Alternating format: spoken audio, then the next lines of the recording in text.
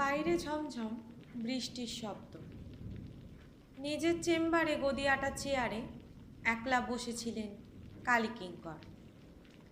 সামনের টেবিলের দুপাশে স্তূপাকৃত পঞ্জিকা, ভূতডামর, বগলামুখী তন্ত্র, বশীকরণ বিদ্যা, এই জাতীয় কয়েকটা বই, সাদা কাগজে আঁকা জন্মছক ইত্যাদি। আজ অমাবস্যা, তাই শনিবার। এসব দিনে সাধারণত বিবি গাঙ্গুলি স্ট্রিটের জ্যোতিষীদের চেম্বারে হাত দেখানোর জন্য লম্বা লাইন পড়ে যায়। আর কালীকিঙ্করের মতো যাদের বেশ নামডাক, অর্থাৎ যাদের টেলিভিশনে দেখানো হয় অথবা ফি হপ্তায় কাগজে ছবি ছাপা হয়, তাদের এসব বিশেষ দিনে অনেক লোককে ফিরিয়ে দিতে হয়। কিন্তু সন্ধ্যা 7টা বেজে গেলেও আজ এখনো পর্যন্ত একজনও হাত দেখাতে আসেনি কিঙ্কর জ্যোতিষীর চেম্বারে। আর আসবেই বা কী করে?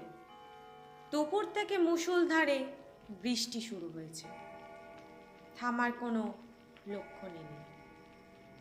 দিনের বেলাতেই আকাশ অন্ধকার ছিল, আর এখন সন্ধ্যার অন্ধকার তার সাথে মিলেমিশে একাকার হয়ে গেছে। না, আজ আর কেউ আসবে না। মাথাচোরাটাকে একবার হাত বুলিয়ে নিজের মনে বললেন কালীকিঙ্কর। এরপরে তিনি চেম্বার বন্ধ করে উঠে পড়বেন মনে করে তার অ্যাসিস্ট্যান্ট কাম ড্রাইভার হরিপদকে হাঁক দিতে যাচ্ছিলেন। কিন্তু পরক্ষণে তার মনে হলো তাকে তিনি একটা কাজে পাঠিয়েছেন। হরিপদ এখনো ফেরেনি, আর সে যতক্ষণ না ফিরবে তাকেও আটকে থাকতে হবে চেম্বারে। কালীকিঙ্করের টেবিলে একটা টেবিল ল্যাম্প রাখা আছে, তার হালকা আলো ছড়িয়ে পড়ছে ঘরে। তিনি খুঁটিয়ে খুঁটিয়ে দেখতে লাগলেন ঘরটা। বেশ কিছুদিন ধরে চেম্বারটা হাল ফ্যাশনের কায়দায় সাজাবেন বলে ভাবছেন। একটা কম্পিউটারও বসানোর ইচ্ছে আছে। যুগ পাল্টাচ্ছে, কম্পিউটারের সাহায্যে ভাগ্য গণনার কাজ আজকাল খুব চাহিদা। অনেক জ্যোতিষী বসিয়ে নিচ্ছে, কিন্তু এসব কাজ করেও অন্য কাজের চাপে আর করা হয়ে উঠছে না তার। চেম্বারের দেয়ালে টাঙানো আছে সার ছবি, তার কোনোটাতে বিখ্যাত কোনো মানুষের সাথে কালীকিঙ্কর, কোনোটা দশমহাবিদ্যার বা প্রসিদ্ধ সাধন পীঠে। যারা এখানে আসে তাদের মনের ওপর, তাদের বিশ্বাসে একটা প্রভাব বিস্তার করে সব ছবি। কালীকিঙ্করের প্রতি একটা বাড়তি আস্থা জন্মায় ক্লায়েন্টের মনে। ছবিগুলোর দিকে তাকাতে তাকাতে ঘরের কোণে একটা ছবির দিকে তার চোখ আটকে গেল। অনেকদিন পর তিনি তাকালেন ছবিটার দিকে। অনেক পুরনো, বিবর্ণ হয়ে যাওয়া একটা বাঁধানো ফটোগ্রাফ ঝুল জমেছে ফ্রেমে। এক জটাজুটধারী পুরুষের আবছা অবয়ব ফুটে আছে সেখানে। ও ছবি কালীকিঙ্করের গুরু মৃত্যুঞ্জয় তান্ত্রিকের। তার থেকে জ্যোতিষশাস্ত্রে প্রথম পাঠ নিয়েছিলেন জ্যোতিষ সম্রাট কালীকিঙ্কর। জ্যোতিষ সম্রাট, হ্যাঁ, এই উপাধিটাই কালীকিঙ্কর ব্যবহার করেন তার নিজের নামের আগে। জ্যোতিষ সম্রাট গুরু মৃত্যুঞ্জয় এক আশ্চর্য ক্ষমতা সম্পন্ন মানুষ ছিলেন। কাক চরিত্র ললাট লিখন পাঠে অদ্ভুত ক্ষমতা ছিল তার। কোনো মানুষকে দেখে তিনি মুহূর্তের মধ্যে তার ভূত ভবিষ্যৎ বলে দিতে পারতেন। তবে জ্যোতিষী বলতে সবাই এখন যা বোঝে ঠিক সেই অর্থে কিন্তু জ্যোতিষী ছিলেন না। মহাবিদ্যার অন্যতম ধূমাবতীর উপাসক শ্মশানচারী এই তান্ত্রিক আসলে ছিলেন ত্রিকালজ্ঞ। তবে তিনি শুধু ভূত ভবিষ্যতের কথাই বলতেন, কোনো বিধান দিতেন না। মৃত্যুঞ্জয় বলতেন, ভাগ্যের লিখন কেউ বদলাতে পারে না, আর মৃত্যু হলো অপ্রতিরোধ্য, তাকে রোকার সাধ্য কারও নেই। বিধাতা পুরুষ জন্ম মুহূর্তে প্রত্যেকের যে আয়ু নির্দিষ্ট করে দেন তা অমোঘ নিয়ম মেনে চলে। সেই হিসাবের এক চুল এদিক ওদিক করা সম্ভব নয়। কালীকিঙ্কর একবার তাকে জিজ্ঞেস করেছিলেন, আচ্ছা, আপনার তো এত ক্ষমতা, আপনার ক্ষেত্রে কি একই বিধি প্রযোজ্য? তিনি হেসে বলেছিলেন, হ্যাঁ রে বেটা, এই মৃত্যুঞ্জয় তান্ত্রিক মৃত্যুকে জয় করতে পারবে না। 3 কুড়ি বয়স আমার, আর 1 কুড়ি বছর বাঁচবো আমি। তার চেয়ে একদিন কমও নয়, একদিন বেশিও নয়। ঠিক যেমন তোর আয়ু 3 কুড়ি বছর, তোর ক্ষেত্রেও অন্যথা হবে না। হ্যাঁ, এই কথাই বলেছিলেন তিনি। ছবিটার দিকে তাকিয়ে অনেক দিন পর কথাগুলো আবার মনে পড়ে গেল কালীকিঙ্করের। মনে মনে হিসাব করতে লাগলেন তিনি, এই সব কতদিন আগের কথা হবে। তার তখন প্রায় যুবা বয়স, 40 বছর আগের কথা এসব।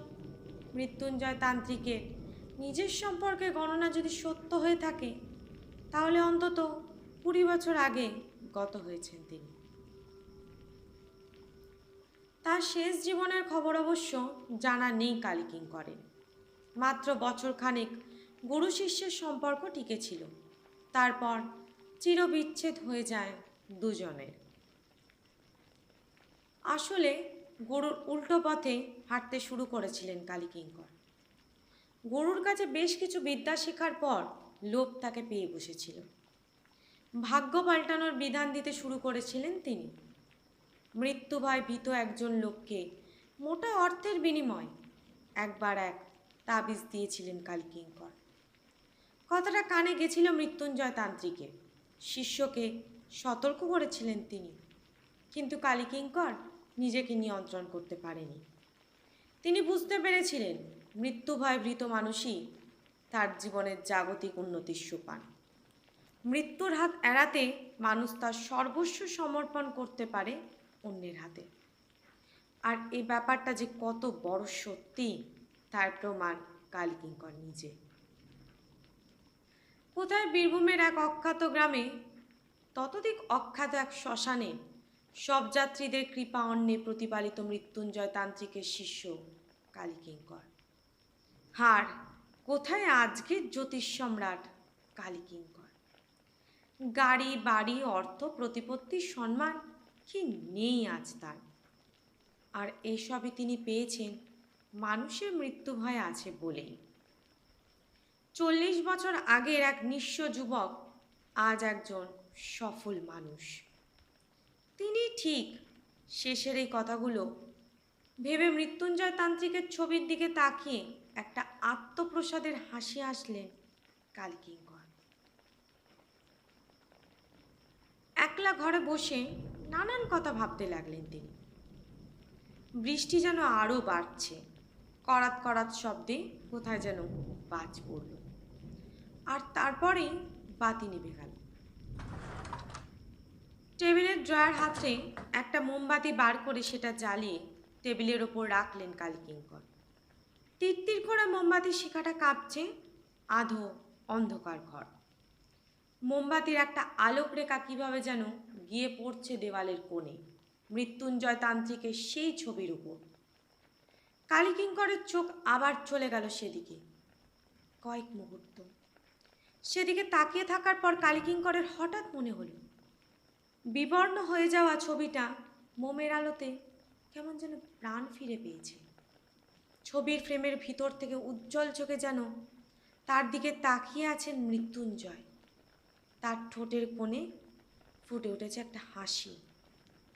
ছবিটার এই জীবন্ত হয়ে ওঠা হয়তো আলো ছায়ার কারসাজি, কিন্তু সেদিকে তাকিয়ে কালীকিঙ্কর কেমন যেন একটা অস্বস্তি বোধ করতে লাগলেন। কিছুক্ষণ সেদিকে তাকিয়ে আবার চোখ সরিয়ে নিলেন। হরিপদ আসছে না। বৃষ্টিতে কলকাতার রাস্তায় যা অবস্থা হয়, হয়তো জমা জলে আটকে গেছে তার গাড়ি। টেবিলেই রাখা ছিল হালসনের পঞ্জিকা। কালীকিঙ্কর সেটা খুলে দিনের গ্রহ নক্ষত্র রাশিফল দেখার জন্য তার পাতা উল্টাতে লাগলেন। কাল রবিবার, জুলাইয়ের 6, বাংলার 13ই আষাঢ়। পাতাটিতে পৌঁছে বড় বড় হরফে লেখা বাংলা বছরের তারিখটা হঠাৎই যেন বিশেষ চেনা চেনা মনে হয় কালীকিঙ্করের। এই দিনটার কি একটা আলাদা তাৎপর্য আছে, কিন্তু সেটা কি? কয়েক মুহূর্তের মধ্যেই অবশ্য তিনি ব্যাপারটা ধরে ফেললেন। আরে, 13ই আষাঢ়, তার জন্মদিন। কাজের চাপে ব্যাপারটা একদম ভুলে গিয়েছিলেন তিনি। কত বয়স হলো তার? মনে মনে হিসাব করলেন, কাল তিনি 61তে পা রাখতে যাচ্ছেন। দেখতে দেখতে 60টা বছর পার করে ফেললাম। ব্যাপারটা ভেবেই নিজেই যেন একটু অবাক হয়ে গেলেন। ঠিক সেই সময় হঠাৎ চেম্বারের দরজার বাইরে পায়ের শব্দ শুনতে পেয়ে কালীকিঙ্কর বললেন, কে? হরিপদ ফিরলি নাকি? ওপাশ থেকে ভেসে এলো একটা গলার স্বর। না, মানে আমি হাত দেখাতে এসেছি। এই দুর্যোগের মধ্যে কোনো ক্লায়েন্ট আসবেন তা ধারণা করতে পারেননি কালীকিঙ্কর। মনটা উৎফুল্ল হয়ে উঠল তার। আজকের দিনটা একদম নিষ্ফলা নয়। গম্ভীরভাবে কালীকিঙ্কর বললেন, আসুন, ভিতরে আসুন। দরজা ঠেলে ভেতরে ঢুকে সামনে এসে দাঁড়ালো বছর 25-এর এক যুবক। পরনে দামি পোশাক, মণিবন্ধে দামি ঘড়ি। সম্ভবত গাড়িতে এসেছে, তাই বৃষ্টিতে ভেজে নিছে। নাকের ডগায় নামানো চশমার ওপর দিয়ে মুহূর্তের মধ্যে পেশাদারি চোখে তাকে জরিপ করে নিয়ে কালীকিঙ্কর বুঝতে পারলেন সম্ভবত বেশ পয়সা করিয়াছে। জ্যোতিষ সম্রাটের চেহারাতেও একটা সম্ভ্রম জাগানো ভাব আছে। টকটকে ফর্সা রং, মাথাজোড়া বিরাট টাক, টিয়া পাখির মতো বাঁকানো নাকের ডগায় দামি রিমলেস চশমা, গলায় রুদ্রাক্ষের ছড়া, ধপধপে ধুতি পাঞ্জাবি। প্রথম দর্শনেই একটা ভক্তি শ্রদ্ধা জাগে। ছেলেটা নমস্কার করে কালীকিঙ্করের মুখোমুখি উল্টো দিকের চেয়ারে বসলেন। কালীকিঙ্কর তার গাম্ভীর্য বজায় রেখে বললেন, হ্যাঁ বলুন, কি সমস্যা? কোথা থেকে আসছেন আপনি? ছেলেটা বিষণ্ণ মুখে বলল, আমি অনিমেষ সেন। এই কলকাতাতে থাকি, যোধপুর পার্কে। প্রোমোটারি ব্যবসা আছে আমার। ব্যবসা ভালোই চলে। জানেন তো, এইসব কারবারে অনেক অসুবিধা থাকে, অনেক সময় খুনোখুনি হয়। কিছুদিন ধরে এক মস্তান টাকার জন্য আমাকে হুমকি দিচ্ছে। দেখুন তো, আমার কোনো বিপদের সম্ভাবনা নেই তো? এই বলে সে তার ডান হাতটা বাড়িয়ে দিল কালীকিঙ্করের দিকে। টেবিলে রাখা আতশ কাঁচটা তুলে নিলেন। তারপর তার হাতটা স্পর্শ করলেন কালীকিঙ্কর। কি ঠান্ডা হাত, ঠিক যেন বরফ। আতশ কাচের নিচে হাতটা দেখতে দেখতে তিনি কি করবেন চিন্তা করে নিলেন। মিনিট 5 হাত দেখার পর ছেলেটার জন্ম তারিখ জেনে নিয়ে একটা কাগজে বেশ কিছুক্ষণে রাশিচক্র আঁকিবুকি করে কালীকিঙ্কর গম্ভীর মুখে তাকালেন ছেলেটার দিকে। ছেলেটার চোখে স্পষ্ট উৎকণ্ঠা ফুটে উঠেছে। কি বলবেন ভাবা হয়ে গেছে কালীকিঙ্করের। তিনি তার চোখের দিকে তাকিয়ে বললেন, যা দেখছি ব্যাপারটা ভালো নয়। মঙ্গল ভীষণ কুপিত, তাছাড়া আপনার অপঘাতে মৃত্যুযোগও আছে। মৃত্যুযোগ? চেয়ার ছেড়ে প্রায় লাফিয়ে উঠল ছেলেটা। হ্যাঁ, মৃত্যুযোগ। জ্যোতিষ সম্রাট কালীকিঙ্করের গণনা মিথ্যা হয় না, বললেন তিনি। ছেলেটা তা শুনে বেশ ভয় পেয়ে গিয়ে বলল, কি হবে তাহলে? আপনি একটা ব্যবস্থা করুন যাতে আমি রক্ষা পাই, আমি বাঁচতে চাই। ছেলেটার গলার স্বর কেঁপে উঠল। কয়েক মুহূর্ত গভীর চিন্তার ভান করে কালীকিঙ্কর বললেন, প্রতিকার অবশ্য একটা আছে। 5 রতির একটা চুনি ধারণ করতে হবে। ছেলেটা বলল, তাহলে সেটা কোথায় পাওয়া যাবে? কীরকম দাম হবে? যাই হোক না কেন আমি নেব। জ্যোতিষী বুঝলেন তার ওষুধ ধরেছে। তিনি বললেন, আমার কাছে পাওয়া যাবে, তবে আজে বাজে জিনিস আমি রাখি না। খাঁটি বর্মি চুনি, 1020 টাকার মতো পড়বে। এই বলে তার চেয়ারটা ঘুরিয়ে তার ঠিক পেছনে দেওয়ালের গায়ে গাঁথা লোহার সিন্দুক খুলে একটা ছোট্ট বাক্স বার করে আনলেন। তার মধ্যে বেশ কয়েকটা তুলোর কাগজের মোড়ক। একটা মোড়ক খুলে তিনি ছেলেটার সামনে মেলে ধরতে মটর দানার মতো লাল পাথর মোমের আলোতে চকচক করে উঠল। ছেলেটা কয়েক মুহূর্ত সেদিকে তাকিয়ে বলল, এতে কাজ হবে তো? কালীকিঙ্কর বললেন, নিশ্চয়ই হবে, একদম খাঁটি রত্ন। এটা ধারণ করলে মৃত্যু আপনাকে স্পর্শ করতে পারবে না। তার কথা শুনে ছেলেটার চোখ ঝলমল করে উঠল। পরক্ষণে প্যান্টের পকেট থেকে এক তারা নোট বার করলো কালীকিঙ্করকে দেবার জন্য। মিনিট 5 সময় লাগলো রসিদ টসিদ কাটার জন্য।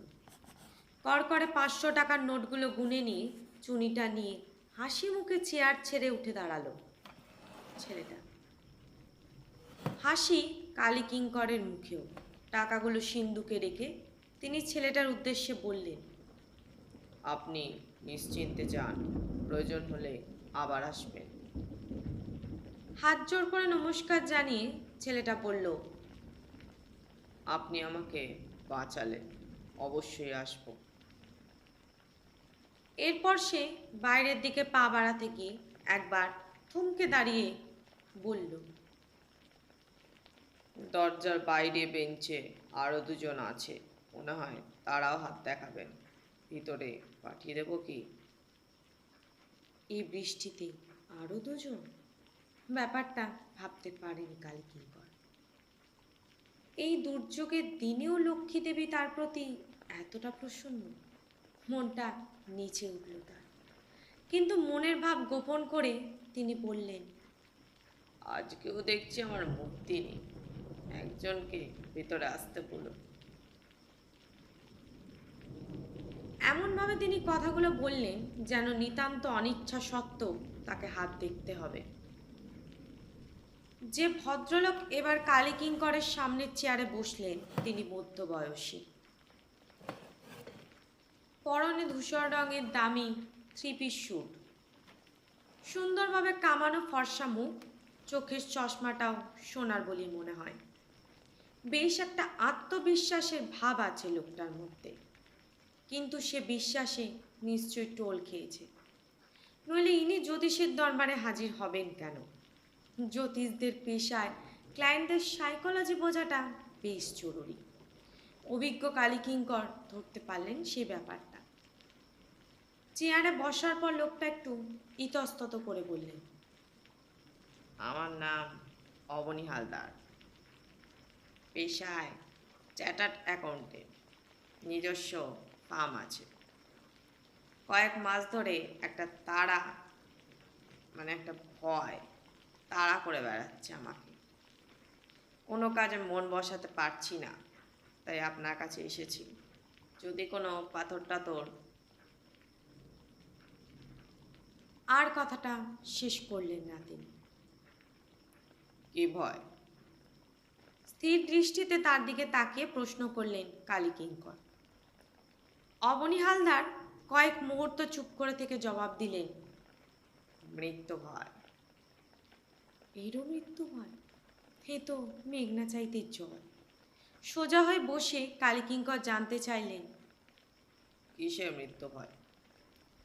অবনী হালদার বললেন,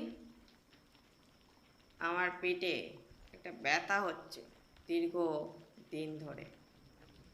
ডাক্তারের পিছনে অনেক পয়সা ঢেলেও কোনো কাজ হচ্ছে না। মাস তিনেক ধরে ব্যথাটা ক্রমশ বেড়েই চলেছে। যদিও ডাক্তারের এখনো ফাইনালি কিছু বলেননি, তবে একটা আশঙ্কা ক্রমশই দানা বাঁধছে আমার মনে। আসলে আমার বাবা ঠাকুরদারও ওই একই রোগে আমার মতো বয়সে চলে গেলেন কি না। আমার ধারণা যদি সত্যি হয় তাহলে আমিও বোধহয় বেশি দিন বাঁচব না। এ রোগের কোনো চিকিৎসা বেরোয়নি। কথাগুলো একটানা বলার পর একটা দীর্ঘ নিঃশ্বাস ছেড়ে অবনী হালদার বললেন, আপনার অনেক নামডাক শুনেছি, তাই আপনার কাছে এসেছি। টাকা পয়সার ব্যাপারে আমি কোনো কার্পণ্য করব না, দেখুন যদি কিছু করতে পারেন। তার কথা শোনার পর কালীকিঙ্কর শুধু বললেন, আপনার ডান হাতটা দেখি। অবনী হালদার ডান হাতটা বাড়িয়ে দিলেন। তার অনামিকায় জল করছে একটা চুনি বসানো সোনার আংটি, ঠিক যেমন একটা চুনি একটু আগেই তিনি ছেলেটাকে দিলেন, ঠিক সেই রকম। আংটিটা দেখে কালীকিঙ্করের বুঝতে অসুবিধা হলো না যে ইতিপূর্বে কোনো কারণে কোনো না কোনো দিন কোনো জ্যোতিষীর কাছে গিয়েছিলেন ভদ্রলোক। হয়তো সেখান থেকেই কোনো কারণে পাথর টাথরে তার বিশ্বাস জন্মেছে। বাইরে বৃষ্টির বিরাম নেই, ঘন ঘন বাজের শব্দ শোনা যাচ্ছে। অবনী হালদার বললেন, কি বুঝলেন বলুন? আমার ধারণায় কি ঠিক? বাপ ঠাকুরদার মতো কি ওই বয়সে মৃত্যুযোগ লেখা আছে আমার? কথাগুলো বলতে গিয়ে অবনী হালদারের গলার স্বর কেঁপে উঠল। কালীকিঙ্কর একটা আক্ষেপের ভাব গলায় ফুটিয়ে তুলে বললেন, 200 সেন্ট অর্থাৎ অন্তত 2 রতির একটা বেলজিয়াম হিরে ধারণ করতে পারলেন অনেকটা সমস্যা মিটিয়ে যাবে। 1040-এর মতো দাম পড়বে পাথরের। পারবেন? অবনী হালদার বলে উঠলেন, পারবো না কেন? হিসাব করলে দেখা যাবে যে এর চেয়ে অনেক বেশি টাকা আমি ডাক্তারের পেছনে ঢেলেছি। ও টাকা এখনই আমার সঙ্গে আছে। কোন জুয়েলারি দোকানেও পাথর পাওয়া যাবে বলুন? আমি এখনই কিনে নিয়ে বাড়ি ফিরব।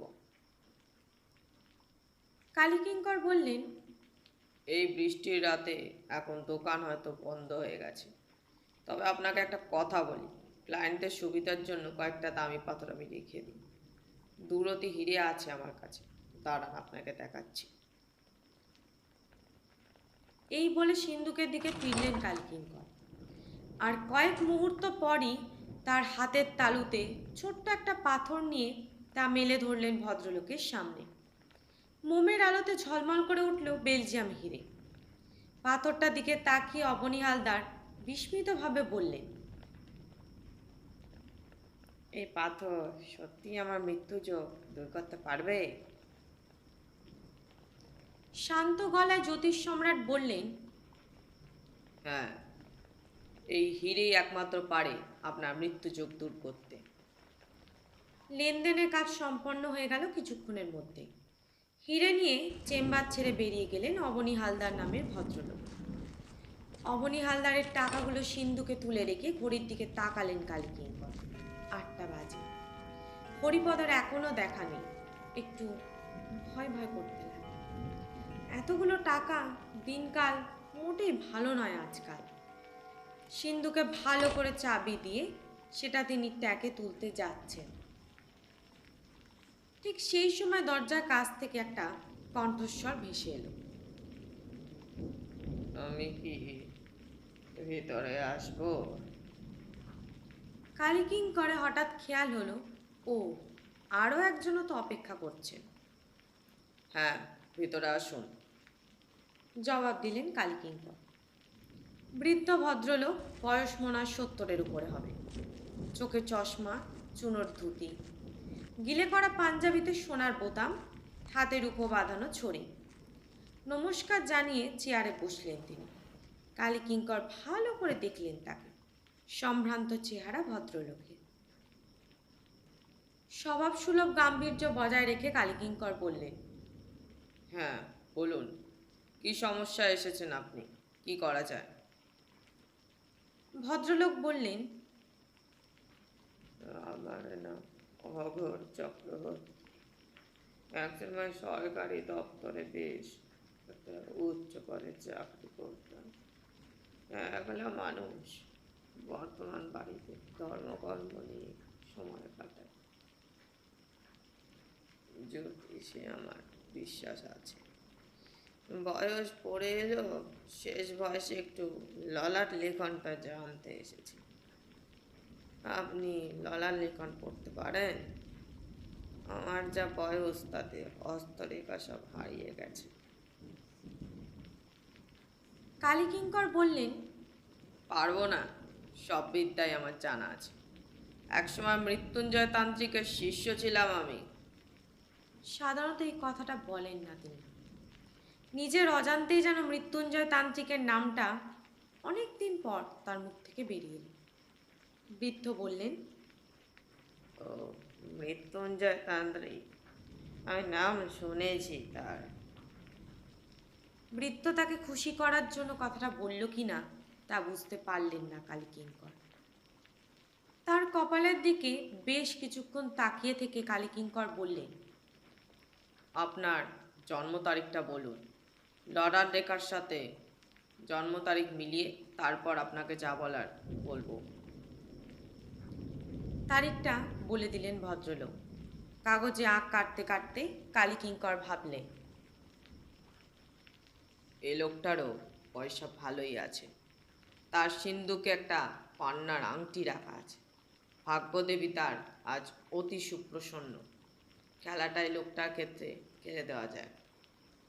বৃদ্ধ হলো, সকলেই তো বাঁচার আকাঙ্ক্ষা থাকে। বেশ কিছুক্ষণ আঁকযোগ করার পর কাগজের দিকে চোখ রেখে জ্যোতিষী বললেন,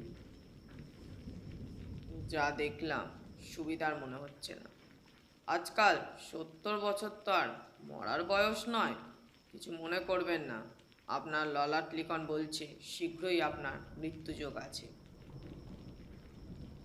মৃত্যুযোগ? তাই লেখা আছে? একটা বিস্মিত কণ্ঠস্বর বেরিয়ে এলো বৃদ্ধর গলা থেকে। কালীকিঙ্করের পর বললেন, হ্যাঁ তাই তো লেখা আছে। তবে যদি 1010 টাকা খরচ করতে পারেন তাহলে এই যাত্রায় ভাড়াটা আপনার কেটে যেতেও পারে। একটা কলম্বিয়ান পান্না ধারণ করতে হবে। আমার কাছে একটা আছে, রূপোর আংটিতে বসানো। সস্তাতেই দিয়ে দেবো। ভদ্রলোক বললেন, ও টাকা আমি এখনই দিতে পারি, কিন্তু টাকা যখন ভদ্রলোক দিতে পারেন তখন তাকে বেশি কথা বলতে দিলে অসুবিধা হতে পারে। তাই কালীকিঙ্কর বলে উঠলেন, টাকা যখন আপনার কাছে, তখন আংটিটা নিতে দ্বিধা করবেন না। জীবন মৃত্যুর ব্যাপার বলে কথা। দাঁড়ান, জিনিসটা আমি আপনাকে পার করে দেখাই। এই বলে সিন্ধুকের দিকে চেয়ারের মুখ ফেরালেন কালীকিঙ্কর। আংটিটা বার করে কালীকিঙ্কর বললেন, দিন, ডান হাতটা দেখি, ওনার হয়ে যাবে। নইলে কাল স্যাকরার কাছে নিয়ে যাবেন। বৃদ্ধ তার হাতটা বাড়িয়ে দিলেন। মোমের আলোতে সে হাতে দুটো আঙুল ঝিলিক দিয়ে উঠল। আরও দুটো দামি পাথর রয়েছে তার আঙুলে। আংটি পরাবার জন্য তার আঙুল স্পর্শ করলেন কালীকিঙ্কর। কি বরফের মতো ঠান্ডা হাত! আংটিটা বৃদ্ধের তর্জনীতে পরিয়ে সেদিকে তাকিয়ে রইলেন জ্যোতিষ সম্রাট। অন্য দুটো পাথরের পাশে বেশ মানিয়েছে সবুজ রঙের পাথরটা। ঠিক তারপরই অন্য দুটো আঙুলের পাথর দুটো যেন তার চেনা মনে হলো। ঠিক সেই সময় বৃদ্ধ হঠাৎ বলে উঠলেন। পাথর কি মৃত্যুযোগকে খণ্ডাতে পারবে? ভাগ্যের লিখন কেউ বদলাতে পারে না, আর মৃত্যু হলো অপ্রতিরোধ্য, তাকে রোখার সাধ্যই কারণ নেই। কথাটা শুনে চমকে উঠে বৃদ্ধর দিকে তাকালেন জ্যোতিষ সম্রাট কালীকিঙ্কর। এ কার কণ্ঠস্বর? বৃদ্ধর ঠোঁটের কোণে যেন ফুটে উঠেছে একটা হাসি। মোমের শিখাটা দপদপ করতে শুরু করেছে নিভে যাওয়ার আগে। সে আলোতে কালীকিঙ্কর দেখলেন বদলে যাচ্ছে বৃদ্ধর মুখ। বয়স কমছে তার। অঘোর চক্রবর্তী থেকে অবনী হালদার থেকে অনিমেষ সেন। কালীকিঙ্কর চিৎকার করে উঠলেন, কে কে আপনি? বাইরে কোথায় যেন প্রচণ্ড জোরে বাজ পড়ল। কেঁপে উঠল সারা ঘর। মোমবাতির শিখাটা শেষবারের মতো একবার দপ করে জ্বলে উঠল। মুহূর্তের জন্য কালীকিঙ্কর দেখতে পেলেন তার সামনে বসে আছেন জটাজুটধারী এক তান্ত্রিক সন্ন্যাসী। পর মুহূর্তেই ঘর অন্ধকার হয়ে গেল। সেই অন্ধকারের ভিতর থেকে ভেসে এলো বহুদিন আগে কালীকিঙ্করের শোনা এক পরিচিত কণ্ঠস্বর। বিধাতা পুরুষ জন্ম মুহূর্তে প্রত্যেকের আয়ু নির্দিষ্ট করে দেন, তার আর অন্যথা হয় না। আমার ক্ষেত্রেও হয়নি, তোর ক্ষেত্রেও হবে না। কথাগুলো অনুরণিত হতে লাগলো অন্ধকার ঘরের মধ্যে। আতঙ্কিত কালীকিঙ্কর টেবিল ছেড়ে উঠে পালাতে গেলেন, কিন্তু যে হাতে তিনি পাথরটা পড়ালেন সেই হাত ততক্ষণে চেপে ধরেছে তার হাত। অন্ধকারের মধ্যে শুধু সেই হাতটাকেই দেখতে পাচ্ছেন কালীকিঙ্কর। সে হাতে রক্ত মাংস কিচ্ছু নেই, সাদা ফ্যাটফ্যাটে কতগুলো হাড়, আর তাতে পড়ানো আছে মৃত্যুযোগ কাটানোর জন্য তার দেওয়া হিরে, চুনি আর পান্না। একটা আত্মচিৎকার বেরিয়ে এলো কালীকিঙ্করের গলা থেকে। বাজের শব্দে ঢেকে গেল কালীকিঙ্করের আর্তনাদ। পরের দিন সংবাদপত্রে একটা ছোট্ট খবর ছাপা হলো।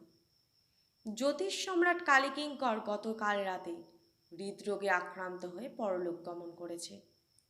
যৌবনে তিনি ছিলেন মৃত্যুঞ্জয় তান্ত্রিকের শিষ্য। মৃত্যুকালে তার বয়স হয়েছিল 60 বছর। আজ 13ই আষাঢ় ছিল তার 61তম জন্মদিন। সমাপ্ত। আমাদের আজকের গল্পটির নাম মৃত্যুযোগ। গল্পটির লেখক হিমাদ্রি কিশোর দাশগুপ্ত। তোমাদের গল্পটি কেমন লাগলো জানিও, আর কোন লেখকের গল্প শুনতে চাইছো তাও জানাতে পারো। আজ চলি তাহলে, টাটা। সবাই ভালো থেকো, সুস্থ থেকো। আর এই ধরনের নতুন নতুন গল্প শুনতে হলে চ্যানেলটিকে অবশ্যই সাবস্ক্রাইব করো। টাটা।